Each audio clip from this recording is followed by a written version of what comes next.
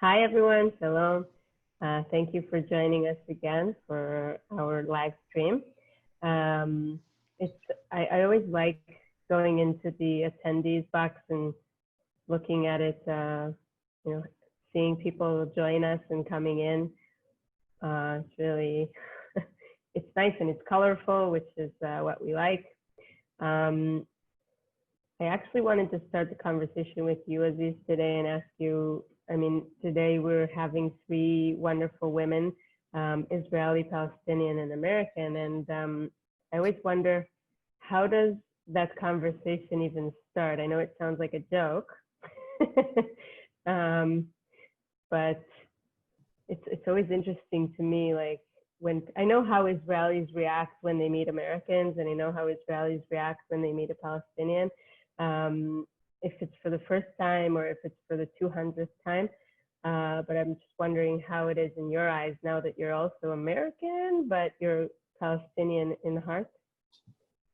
How is it to start this conversation? I don't know how to start it. I think I think I'm happy we get a lot of women on our live stream, which it's thinking about it, it's kind of naturally keeps happening, and that makes me very happy about it. Because I tell you, when we started Mejdi and we were looking for speakers, for example, in the beginning it was really hard to figure out, because it was just easy to find men to speak, and we had to be intentional in making sure that our panels and our speakers and our community as a whole is not just made out of men, because that's the easier path. And it's in the last few years, even when I started doing peace work in Jerusalem, Israel, Palestine, I've seen a growth of the number of women being involved and becoming leaders. And honestly, some of the most impressive people I've worked with in the peace work, in the human rights world, in journalism, have been women. So it's exciting. That's why it's exciting to talk today to a group of women who are working on preparing the future leaders of female leaders, and to focus mainly or only on women. That's Women. And that's why we're hosting Tarrie and Amira today from Creativity for Peace, which is the organization we are hosting today. And maybe we can start with learning about Creativity for Peace. So Tarrie, you are the manager of the organization and you are in the States, in the US. Can you tell us what is Creativity for Peace? Yeah, of course. First of all, thank you, Kim and Aziz, and Mejdi Tours. It's really wonderful to be here and to be showcased and to be a part of this conversation. So I'm in Santa Fe, New Mexico, and that's the headquarters of our organization, which started about 17 years ago. And it started with three women who had connections, either were Jewish and then had connections to Palestinians in Israel and Palestine. And it was during the second Intifada, and they wanted to do something. And they collectively had skills, and the skills were something that we call compassionate listening, authentic speaking, and then also therapeutic art. And so they had this idea, and they brought these skills together, and they invited, I'm not sure if the first cohort was 16 young women, but it was around that amount. And it was split, both Palestinian and Jewish young women around the age of 15. And the idea was to get them out of the conflict and into a neutral place where they could have this transformational encounter. And that's how it began. And it started, and for the last 15 years was a summer camp on this beautiful piece of property just north of Santa Fe. It's about 60 acres of kind of high desert wilderness that you're looking at in some of the photos. As anyone who's been to this part of the world, it's a really special place. It's healing. It's sacred to a lot of people, including a lot of indigenous people that live here. and to all of us that live here now. So that's really how it started. And we've been hosting 16 young women for the last 17 years here. And when you say young women, how old are they usually? Around 15, so 15 to 17 years old. Mm-hmm.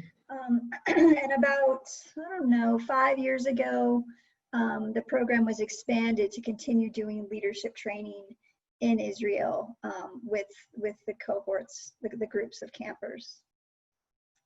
It's amazing. We called our episode today, "You've Got a Friend in Me." My question is, well, I'll let Sivan and Amira also introduce themselves, but when do you think that transformation begins from people who don't know each other, who may be neighbors, but have never interacted? When does that become a friendship? When does it kind of the mindset switch? Well, maybe I'll start, and then I'd love to turn it over to Sivan and Amira, both former campers and senior young leaders in our program, and even staff. But my sense is that the young women and their families, because their families need to be recognized in this process, there's already a crack. There's already an interest and a spark that makes them want to be interested in meeting the other side and to do this really hard work. I don't think they know how hard and intense it's going to be, but that crack and that spark and that interest is already there in them. But I'd love to hear from Sivan and Amira.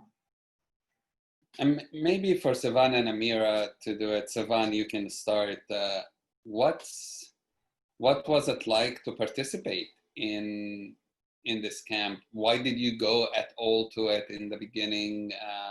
And did it change anything for you? What did you learn there? If you can walk us through a teenager going to this camp or deciding to go into this program, what was going on? Okay, so this is a really big question. I'm going to try and answer.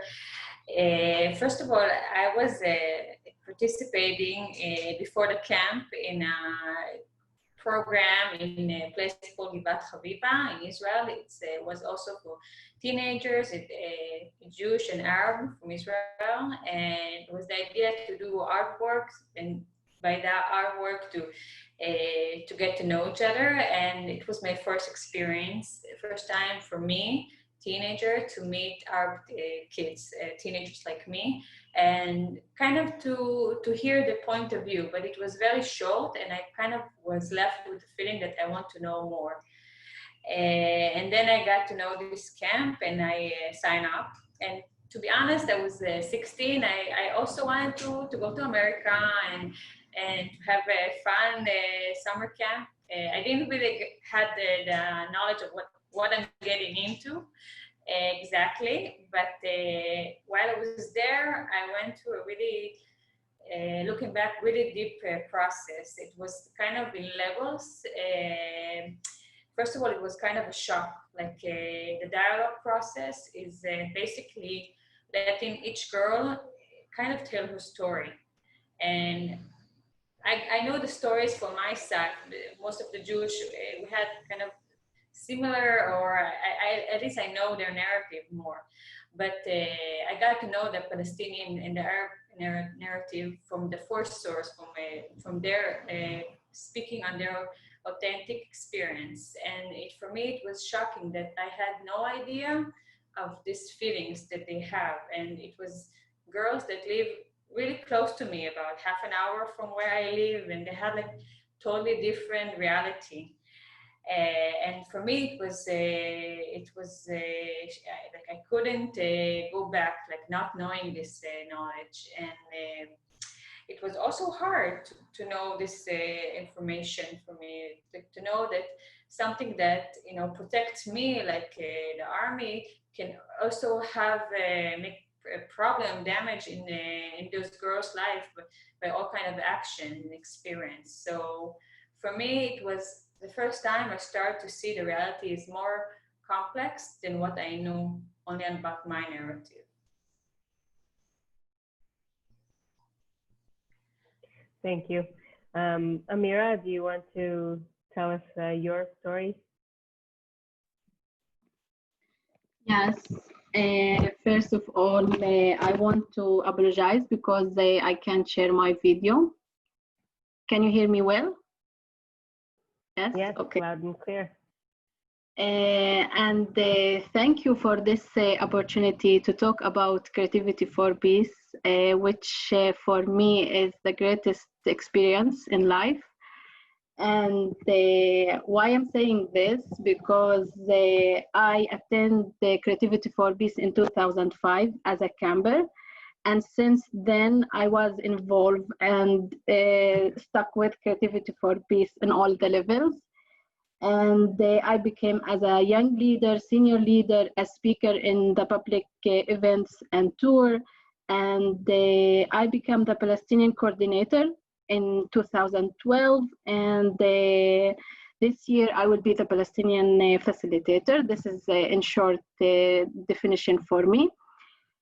About me, to talk about my experience, I have to talk a little bit about my background. I was born during the first Intifada and growing up during the second Intifada as a kid, as a teenager. All my life was living with fear, anger, hopeless, never felt having a normal life. When I turned 18, I heard about Creativity for Peace. My motivation was to join, to meet the other side, the enemy, which I never had the chance to meet before beside the army we meet at the checkpoints. I wanted to meet them, to share with them how do Palestinians live under occupation, to present my people, all the Palestinian people. But at camp, they kept asking me to talk about myself, to share my story, even to speak from the I statement. I didn't get it first, but later when I opened up and shared my story, I get it. And I understand that the personal story does matter. It can change the others, it can affect the others' opinion and even decision. As I remembered strongly, one Israeli girl refused to join the army because of the things I shared with her and other Palestinians shared with her. Even if the girls choose to go to the army, it will affect the way they treat us. They treat the Palestinian at checkpoints, at borders, to treat the Palestinian as a human, not as a terrorist, not as a life threat all the time.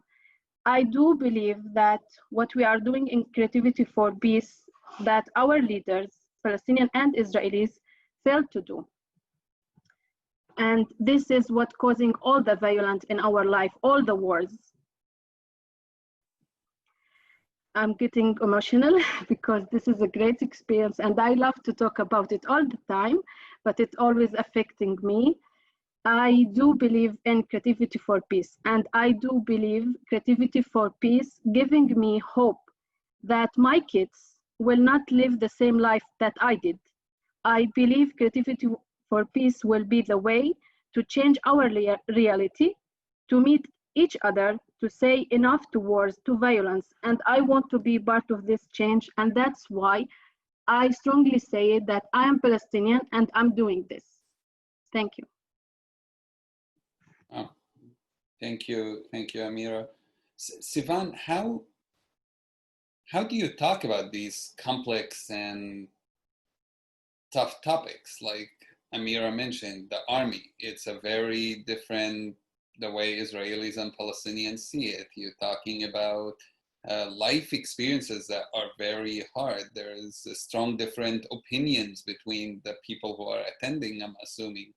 How are you able to talk about these topics and continue to have harmony between the girls and get them to become friends while they talk about things they might strongly disagree about? Okay, well, I think that the first thing is that we're not always friends at the beginning. I mean, this is a really important things that when we are in the dialogue, there is a separation that happens during those weeks, about 3 weeks camp. And in the beginning, when we bring up our narrative, and it creates conflicts, obviously. But what's amazing is that the way that the dialogue is facilitated is teaching us that the compassionate way that we can listen, even if it's hard. Because mostly, first of all, we can see the other person. We are being taught about authentic speaking and compassionate listening, and these tools give us the way that we can carry this, the things that we hear, even if it's hard. We don't shut it back. I mean, it's something that happens in the beginning, but during the process, what I've seen, and I've been in a few camps, and I participate in dialogues, that you get to know slowly the girls, and you see that this is a person that you actually like.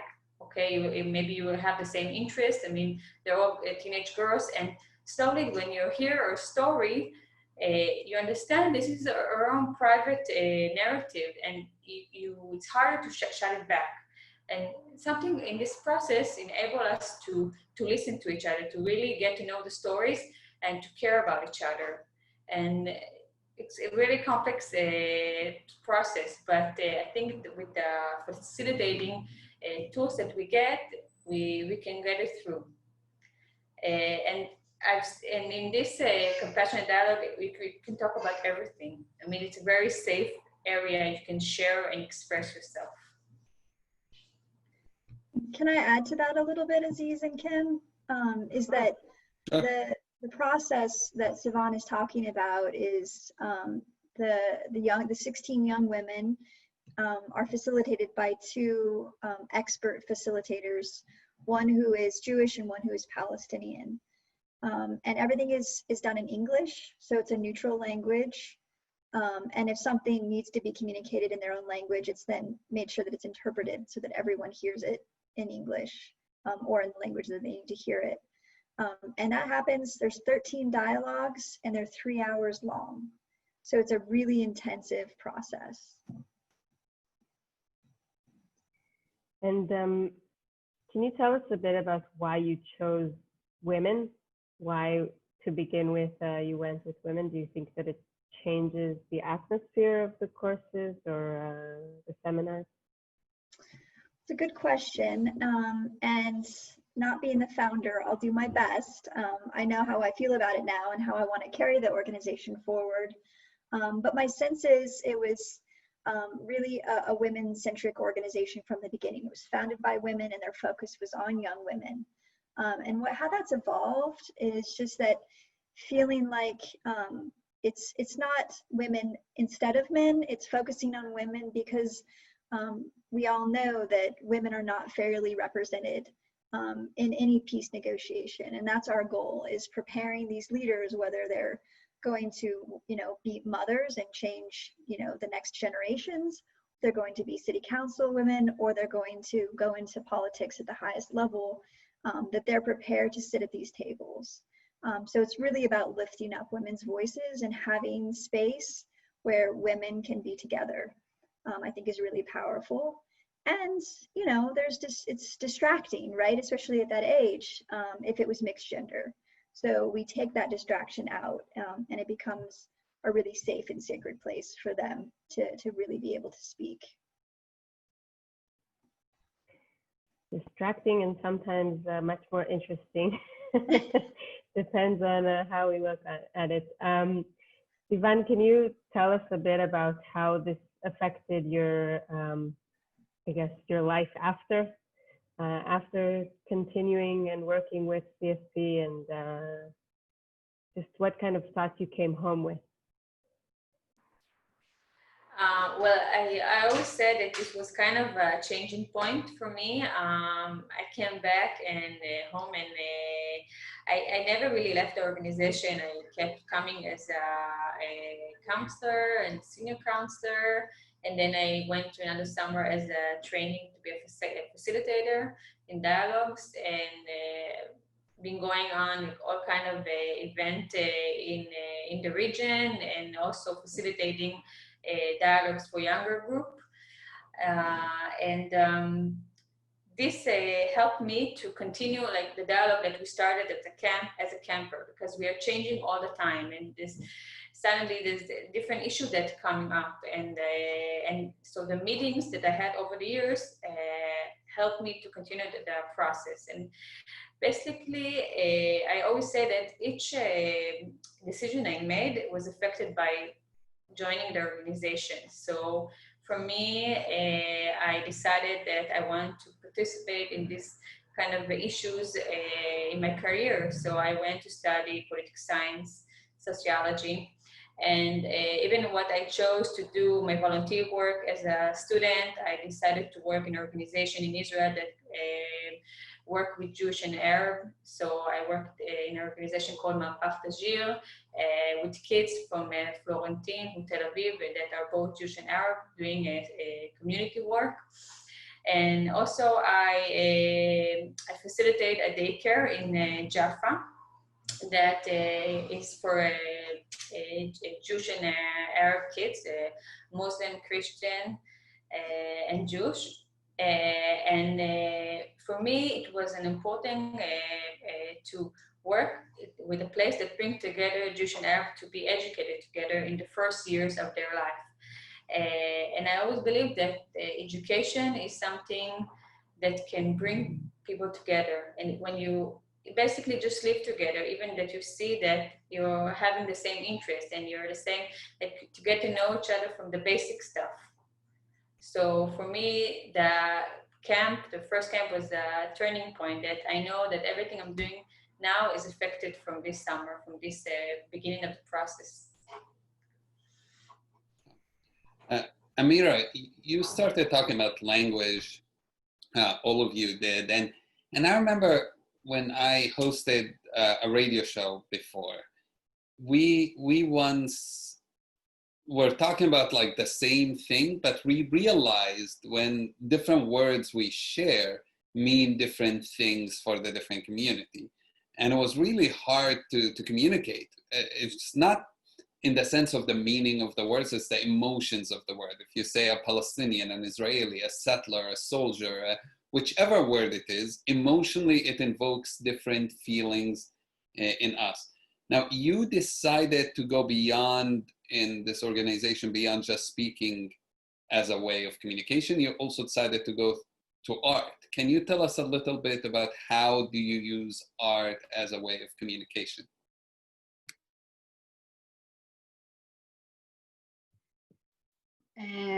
Okay, so Creativity for Peace mainly based on dialogue and art. And each day after the dialogue session, there is an art session. And we don't consider that they are both separated. We do believe that each one continue the other. And we do believe that some feelings and thoughts can't be expressed by words. So in Creativity for Peace, we choose art because many things that can't be expressed by word can be expressed by art. And in Creativity for Peace, we used all kinds of art to help the girls, to help them with this process, to express themselves on all the levels. And how do you? I just want to continue about the subject of art, because this is something that I really enjoyed, and I think it's such an important part in the camp. the artwork enable us, the campers, to express, I think, the process of what's going on inside in a different way. And I remember that maybe someone that is quiet, camper that's quiet, is having a hard time to express herself in the dialogue, can really express herself loudly, I say, in the artwork. And I remember there's really unique activities. For example, maybe we'll see it here. It's called body outline. That each couple, we divide them to a Palestinian and Israeli together. They do their own body outline, and they need to feel the one that just their own as their identity, what define them. With colors, whatever they want, and they have part that they are lap. So, and then they need to find something that combines them and to express it by art together and find the way to express it together. So it's kind of like you have to cooperate it. And so like it's continued the process that we do in the dialogue room. So it also creates, this continuous dialogue within the art piece. It's beautiful. I wanted to ask, how do you choose the participants? I mean, I know that recruiting is probably not easy, especially today in COVID. But are you looking for a specific typecast, or, I mean, do you think that everyone needs to be some sort of potential leader, or what is it that you're looking for? That's a great question. I'll share a little bit, and then I'd love for Amira to speak to recruitment in the West Bank and with our Palestinian young women. But recruitment really is, first and foremost is word of mouth. So we've got roughly 300 alumni that we really lean on to share their experience and connect into their communities. And then because it's all done in English, we really work with English teachers in Israel because they know, the quality and the fluency of their students, because it's really important not just to be able to communicate in English, but share on a fairly deep level. So their fluency has to be pretty high. And then our goal is to, we had, I think, 76 applicants for 16 spots for this year. Of course, this is pre-pandemic. So we get to be very picky, and what we're looking for, to your point, Kim, is leadership potential. That's really important, but also a certain level of maturity, because we know what they're going to go into and engage, so they have to be ready, and we have to have a sense that they're ready to do that work and then to continue to do that work. So the process is, once they've they show an interest, they fill out an application, we do personal interviews, and then we also do group interviews because we want to see how they function individually and then also in a group setting. And from there we make the selections. But it's not always easy. So oftentimes we have a lot of interest from Palestinian girls, and then they drop out for different reasons. So I'd love for Amira to share a little bit about those challenges. Okay, as a Palestinian coordinator, it's my job to recruit Palestinian girls living in the West Bank. I mainly do it with the help of previous campers to spread the word about the camp, as we can't really be openly talking about it and publish it on Facebook or on social media. So we depend on the previous girls, our alumni, to talk with their friends and to tell them about the camp. So the girls get so excited, but when I reach to the parents, they will refuse to send their daughters for many concerns and reasons. And I will mention some that they were sharing with me. Sometimes it's for the sake of travel, sometimes normalization, and sometimes it's go really beyond this, and they were aware for the reputation of the daughters, which I really do understand. We live in the West Bank, which consider a religious and conservative culture. So yeah, this is what's happening with the recruits. And I would like to say a sentence about our criteria. Some of our criteria is very obvious, like the English, as it is the communication way. And some of our criteria not obvious, like we were looking in the girls for their ability to share feelings. Sometimes the girls don't get it, but it's very important for us that the girl that we choose has this ability and she will be connected to her feelings. And I'll just add one more point too, is that to that, because it really fits into it as well. After you say whatever you wanted to share, is how you recruiting now with COVID. What's your plans with the coronavirus, and how is that affecting your normal work? Thank you. So one just last little bit about recruitment is that we try to create a lot of diversity. And so you know, if a girl comes and says, oh well, you know, I can't afford to go, we fundraise for scholarships. So we do expect there's a certain fee to attend the camp, and then also the ongoing leadership program. But if a girl or a family can't afford that, then we will fundraise for that. And the goal is that we want a diversity economically, but also throughout the region. So we're always looking for girls in different cities and villages and towns, because we want all those different voices at the table. And really what we charge is really a very small cost. It's roughly about $10,000 a girl to go from camp through the entire leadership program. And to your question about how has COVID affected our program? Well, the short answer is that we're not able to have camp here in Santa Fe this year for the first time in 17 years. It's just not safe for the campers to travel or our facilitators to travel here. But we are holding camp in Israel. So it's the first time, and it's a one-off. And so we're really excited. That's going to happen in August.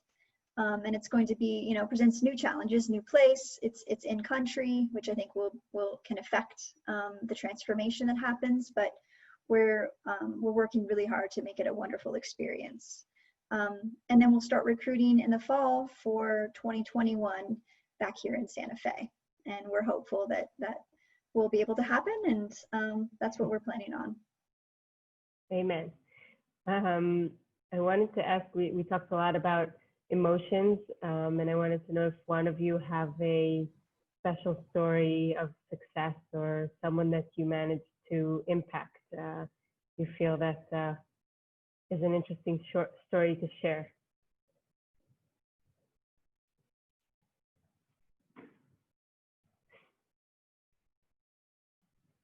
Sivan? Yes, I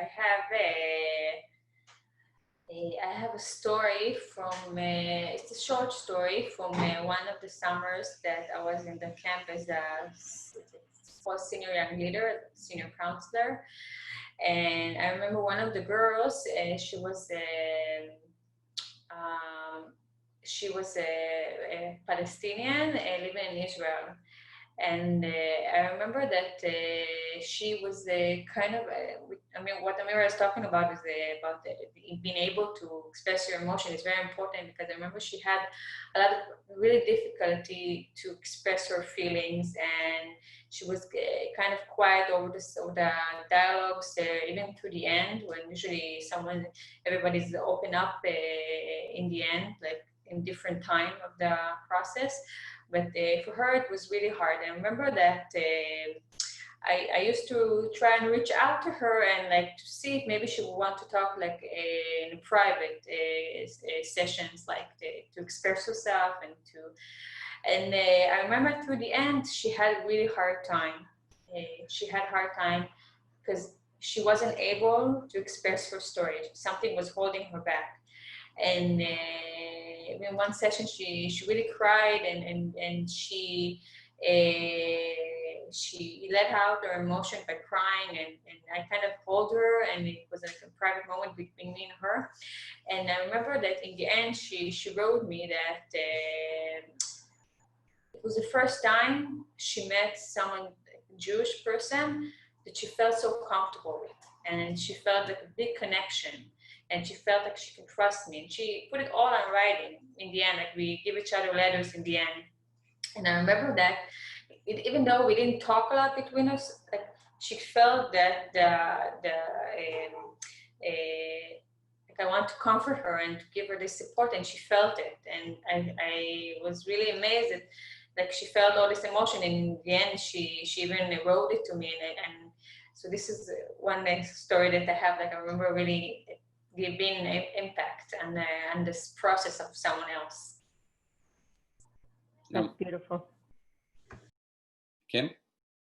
Yeah, I wanted to ask Amira, we have a question from our listeners, and for anyone that wants to ask, you can either on the chat or on the QA.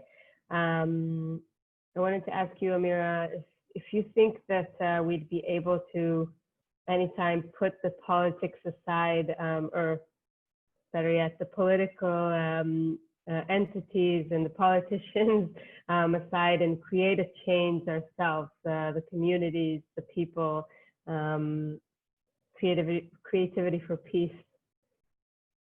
Do you think that we can create that change? Yes, and I do believe that this is what we are doing right now. Recently, with the annexation and with the Palestinian government announced to cut all the relationship with Israel and the United States, but the people, the girls that we choose and their parents decided to go on and to come to the camp. So this is exactly what we are doing. We are doing it because we believe that this is the only way. The peace will not come from the government, from the president. It will come from the people when they meet, when they understand. So the answer is yes, strongly yes. And Tarrie, you've as an organization have actually run some trips to the region, to Israel and Palestine before, and we actually working on a trip now. Can you tell us about the trips you've run, and why do you take people to, we've partnered on this together, Majdi and Creativity for Peace. So what was the goal of taking travelers to there, and what did you do on your trip? Well, it was before my time as the executive director, so I'll lean on Sivan a little bit because she was part of at least one of the tours. But we've run tours in 2016 and 2018, and they were 10-day dual narrative tours. And the goal for that was so a lot of the folks that you're looking at right now in that photo are board members and other folks in our network, supporters, who, and our goal was to give them the experience, in some ways at least, an education and an experiential education about why we exist as an organization, and firsthand what our young women go through. So the tours will go, of course, into Israel, but also into the West Bank, and they get to tour checkpoints. They get to meet different organizations. So the photo of the children with the tour was Sivan at the daycare that she ran for many years. And so it's really this like lived experience with tour guides that are both Palestinian and Jewish, so they get to hear both of those narratives as they're going around and having this experience in the country. So for us, it just deepens people's connection to our work, because now it becomes very real. Awesome. And we're planning a trip together soon as well. So. Yeah, so it was supposed to be this fall, but we've pushed it out a year due to COVID. And so that's going to be, there we go, fall of 2021. And we're really excited to do this again. Awesome. And we have a few more questions. Kim, do you want to pick? I think we have two. The same question, Toby. Yeah, two are very similar. asking about the ongoing connection and communication that you have with your campers. And do you follow up to see what they do with their lives later? I know that we asked about it before, and we saw the impact that it made on Sivan and Amira. But do you also see that with others, and do you keep a strong connection with them? Yeah, so I think that's one of the hallmarks of our organization that's unique compared to some other similar camp-based programs like this, is that we go really deep with a small group of young women. So we have about 300 alumni, and I would say at any one time, 70 of those young women are active in some way with the organization. So after camp, they go home, they do a post-camp, and all of the interactions for the next year are also intensive. So they're usually 3 days over a weekend, and there's different topics. So they go into a leadership program with about 5 different seminars, and we still use dialogue. At times we also bring in art, but they're more topic based. So one will be about gender, and really exploring how the young women, how gender informs what they do, and how as they step into activism and really start to go into their careers in life. Another one is a tour of Jerusalem. So it's a dual narrative tour. So then they start to go a little bit deeper into seeing both narratives play out in real life. Some of this, it's new to them. Some of them, it's just, and I got to join that last fall with 2018 campers. And it was incredible to be able to watch them experience, as I was experiencing it too, but to hear the dialogue going on between the two of them, and emotions, and it's not always peaceful. It's one thing about our organization. We go into conflict full on, but we have the skills to resolve it and to continue to partner together on the other side of any of those kinds of conflicts. Awesome. Yeah. More questions, and these I think are good for you. Do religious Jews participate is one of them, and the second is, are people in power in Israel listening to these ground level discussions that we are having here, that to these maybe grassroots organizations? I would just add to the question about the religious Jews. Do you ever have these outstanding participants that are, I don't know, very right-wing, they're very anti-Israel or anti-Palestine, and you really have to work hard to work on them? Yeah, I think that to me is an area I want to step more into with the organization. And maybe it's not necessarily at camp, but with our young leaders who have gone through this experience can then engage those communities. Because I would say for the most part, no, there's already a certain sort of progressiveness that the girls bring for them and their families really to be open to this experience of encountering the other side, coming to the US. So I would say for the most part, there isn't a level of extreme belief or faith on either side. But I want to defer to Amir and Sivan if they want to speak to that as well. I can add that in the beginning of the organization, there was a campers, at least 2 that I know that are, one is religious, Jewish religious, religious Jewish, and she actually, it's interesting that in her camp, there was another religious Palestinian, and they were best friends. At the end of the camp, they even prayed together in the morning, so there was really deep connection between them. And also about the other question, I forgot for a second that what you asked exactly, Kim. Was this? Well, we had kind of one from Kim and one from me. So I was asking, Kim was asking, I think if you had, well, I'll ask mine. Kim, you can ask yours. Mine was answered. Mine is really Lorraine's question, which is, are people in power listening to these grassroots initiatives and to the discussions you are having here? we wish they would listen more, frankly, but it's also another goal of the organization, is really about how do we lift these voices up through media. And so one of the goals of our organization over the next year and a half is actually to create a short film about this experience that these young women have gone through, and really to showcase the experience, so that we can use media to get the message out. We're a small organization, but we are a part of a collective called the Alliance for Middle East Peace. And I think collectively those voices very much are listened to. And through media is a goal of ours to lift their voices up and to get people in power to really listen to the lived experience of people on the ground. Awesome. Thank you. Okay. I think those were all the questions. So I'll just say thank you to the three of you for joining us and sharing these emotional stories with us. I see that people on the chat are already starting to say thank you. So we really enjoyed this and appreciate the openness of joining us. So before we finish, we did have a photo contest.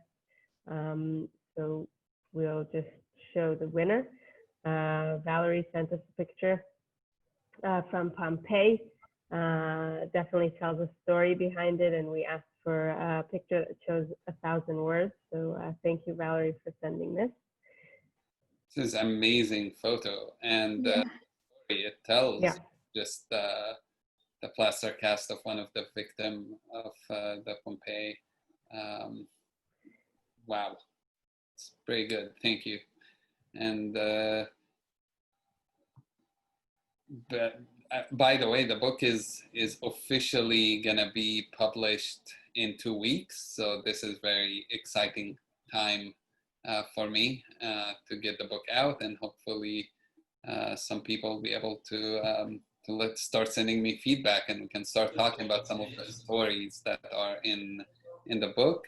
And then next, our competition is about, well, next week we are talking actually about the West Bank and about the annexation and about what does that mean. We're bringing few people who are gonna give us what are the different perspectives, what are activists doing about it, how is it gonna affect the Israeli-Palestinian conflict. We have shied away from political issues so far, but this is due to the request of many of you who've been watching our live stream and have been asking us to talk about this. So we are bringing people to talk about the annexation, the political situation, and so on. And because of that, the photo contest for next week is going to be about the West Bank. So many of you who are watching us have traveled probably with us to the West Bank and East Jerusalem, Palestine. So send us your best shot from your tour, from that trip when you went to the West Bank, and the winner again will get a copy of the book.